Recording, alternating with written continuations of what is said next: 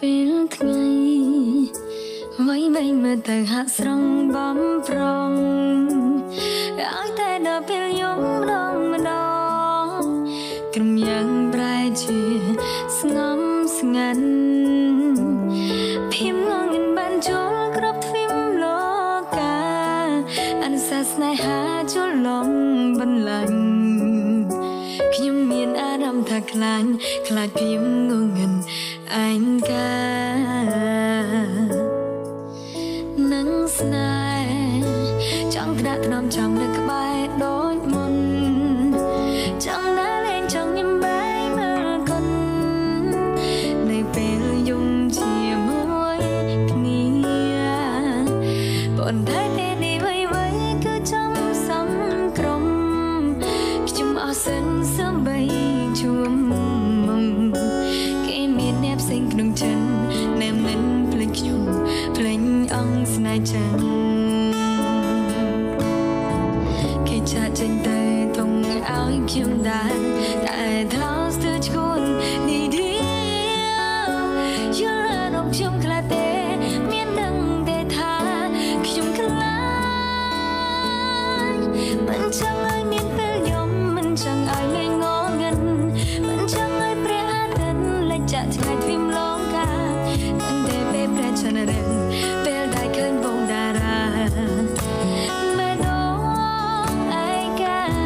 ព្រោះពេលខ្ញុំកើតច្រើនខ្ញុំមិនព្រមចូលគេពេលយកខ្ញុំនៅម្នាក់ឯងសែនកណ្ដែងអារម្មណ៍តែពេលណាទើបថ្ងៃរសាឡើងវិញ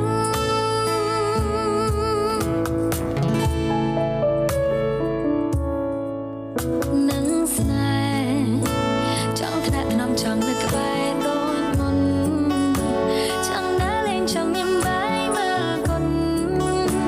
នៅពេលយំជាមួយគ្នាប៉ុន្តែពេលនេះវៃគឺចំសំក្រុម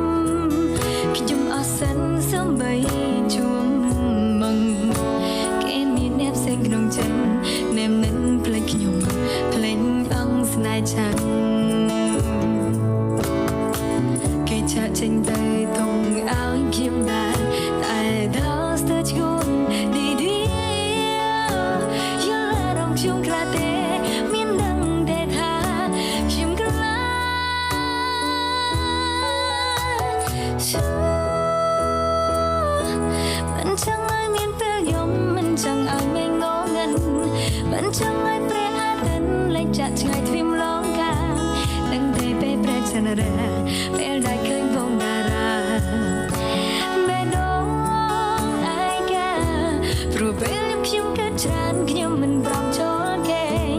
ពេលយកខ្ញុំនៅម្នាក់ឯងសែនកណ្ដែងអារម្មណ៍តែពេលណា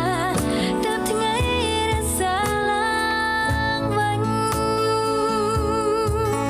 មានតែចាំដល់ថ្ងៃរាំងទើបខ្ញុំស្រឡាញ់លែងជឿរីងរ៉ាយបីសាយនៅពេលរាត្រីមិនអាចលបលងខ្ញុំបាន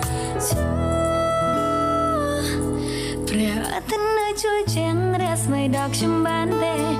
មិនចង់ឃើញពេលយប់ទេនឹងស្នេហាឯកានឹងធ្លាប់អង្គុយមើលព្រះច័ន្ទធ្លាប់កេងរាប់បងតារាបេះដូង